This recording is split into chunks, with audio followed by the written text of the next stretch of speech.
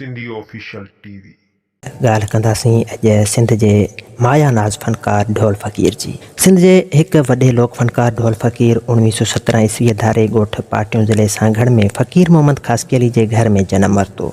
खेसि नंढे हूंदे खां ई पंहिंजे भाउ हुसैन बख़्श फ़क़ीर ख़ासकी अली खे ॻाईंदे ॾिसी ॻाइण जो शौक़ु थियो।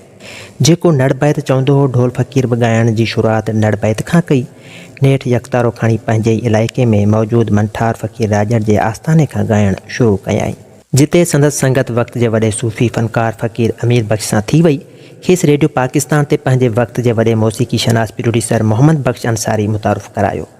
संदसि ॻायल शुराती कलामनि खे ई तमामु घणो पसंदि कयो वियो। ईअं ढोल फ़क़ीर जो आवाज़ु मंठार फ़क़ीर राजड़ जे आस्थाने सांगड़ टंडो अलहयार खां निकिरी सॼी सिंध में गूंजणु लॻो। खेसि पीर हिसामुद्दीन शाह राशिदी मुमताज़ मिर्ज़ा समेत पंहिंजे वक़्त जा तमामु घणा मौसीक़ी शनास माण्हू पसंदि कंदा हुआ, छो त ढोल फ़क़ीर जे आवाज़ में फ़न सां गॾु लोक अंदाज़ बि हो। हिन जे ॻाइण जो अंदाज़ बिल्कुलु आम माण्हुनि जे मिज़ाज वटां हो।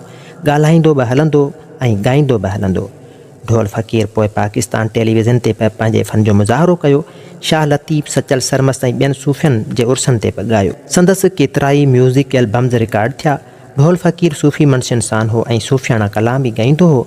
हिन जन सूफ़ी ऐं बुज़ुर्ग शाइरनि खे ॻायो। उन्हनि में शाह लतीफ़, सचल सरमस्त, हमल फ़क़ीर, फ़क़ीर वली मोहम्मद, मोहम्मद फ़क़ीर खटियाण, मेहदी शाह जहानिया, बुढ़ल फ़क़ीर, चीज़ल शाह, मिस्री शाह, रूहल फ़क़ीर, मंठार फ़क़ीर राजड़ वग़ैरह शामिल आहिनि। हिन 22 जून 1992 ईस्वीअ ते वफ़ात कई।